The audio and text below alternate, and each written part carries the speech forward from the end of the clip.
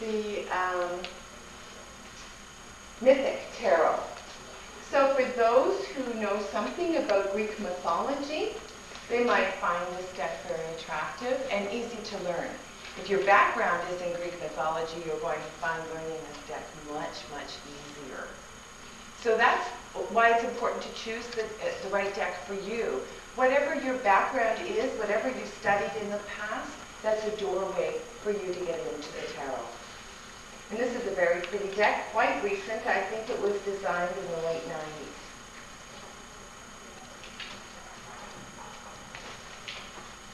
And this comes from the mother piece, which I mentioned.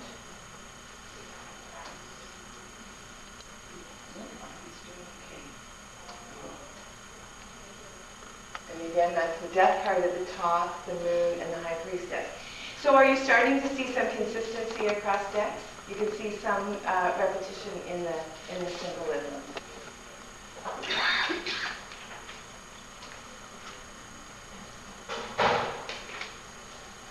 This is a deck by Hermann Hendel.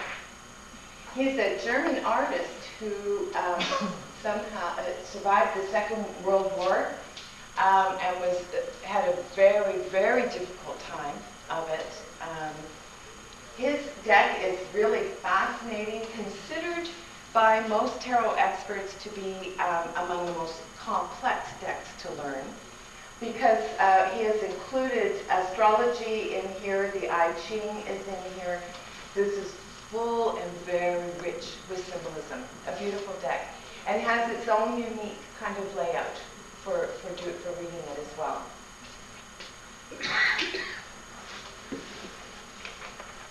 This is called the Karmic Tarot.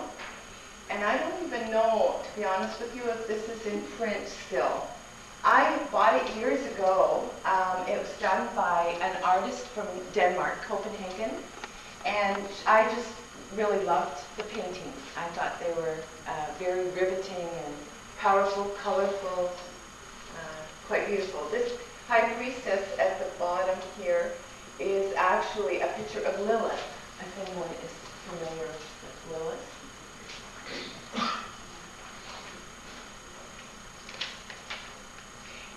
There are also Aboriginal decks on the market.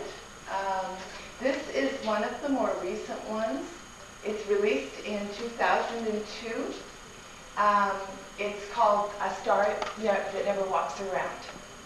And it's a lovely, simple deck, again, round figures.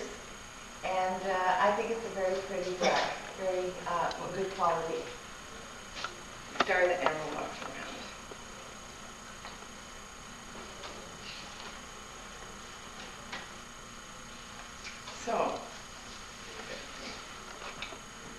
So there are other decks. As an example, there are some best suited for children, such as the Tarot of the Moon Garden, which has fairies and unicorns and all kinds of beautiful and very light symbolism, and children love them. They're really colorful as well. There's another deck called the Zen in the Osho. Those who are interested in Zen Buddhism would like Zen in the Osho Zen deck, it's called. And it's also a very beautiful deck. I've seen it. I don't own a copy, but it is another lovely and very popular deck. There are Celtic decks like the Robin Hood and Sacred Circle, which are also very beautiful if you're drawn to Celtic tradition. There are websites, books, and courses taking place all over the world in the tarot.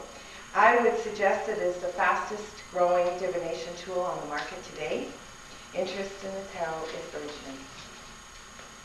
The way the cards look is one of its main attractions. What all those beautiful pictures mean, each color, object, character on the tarot card carries a particular meaning and relevance. I am offering a couple of courses through Victoria's School Center. I'll go into a little more detail with that.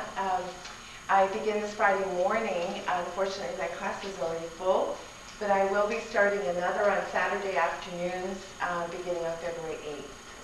So if anybody is interested, that'll be 2 to 4 on Saturdays, and I think it's half full. So if anybody's interested, you'll want to call Victoria's School probably tomorrow.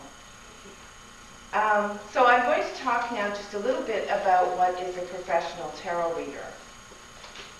There are students of the tarot who know shortly into their study that they want to become professional readers.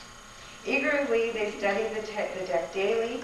They tell everyone in their life they're studying the tarot, and enthusiastically they embrace all opportunities to read the tarot for their family and friends. The passion, excitement, mystery, and wisdom have grabbed them, and they know they want the tarot to be a daily part of their life. These are the students who will become the professionals. Study and practice and practice and more practice. And this process never ends. After reading the tarot for almost 30 years and teaching it in various settings for over 10 years, I am still looking up the meaning of the cards. So that's a process that will never end for you. You'll never get to the point where you say, I know everything there is to know about the tarot. It's like saying, I know everything there is to know about humanity, science, and religion. You have embarked on a process that will be with you for many, many years.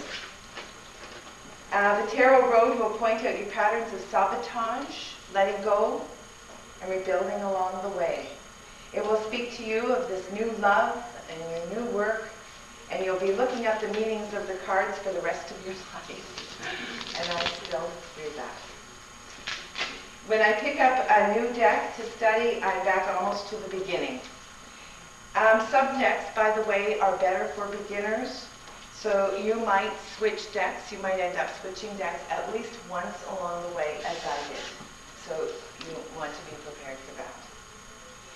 But I can't, not too many readers have a whole selection of decks and can pick up any deck at any time and read it. Every reader I've ever known has a deck that they consider their home deck. And that's the deck that they will go to read automatically. If you try to study more than one deck or two decks at once, you're going to inundate yourself with so much information, you'll get completely discouraged.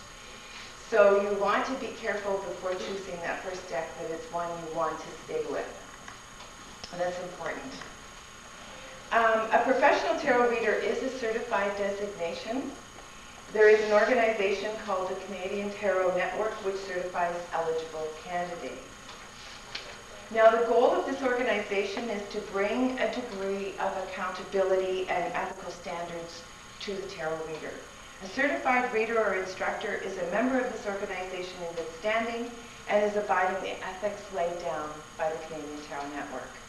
As more and more people are offering tarot reading services on the web, it's a responsible act of service to form a body who ensures readers understand the responsibilities to clients. And I fully support this organization. I believe that it is important that everybody who learns to read the tarot understands the responsibility that they carry in their hand. And as I've told you a couple of stories tonight about my experiences with my uncle, or even my first introduction to the tarot, it can have a very powerful impact on the person that you're reading the cards for. And as a reader, you need to be fully conscious of that. To ignore that, you will ignore it at your peril, and at the peril of your clients as well. And many alternative healing modalities are going this route anyway, by setting standards. As you know, aromatherapy has gone this way, massage therapy. A lot of alternative healing modalities have moved in the direction of certification for the sake of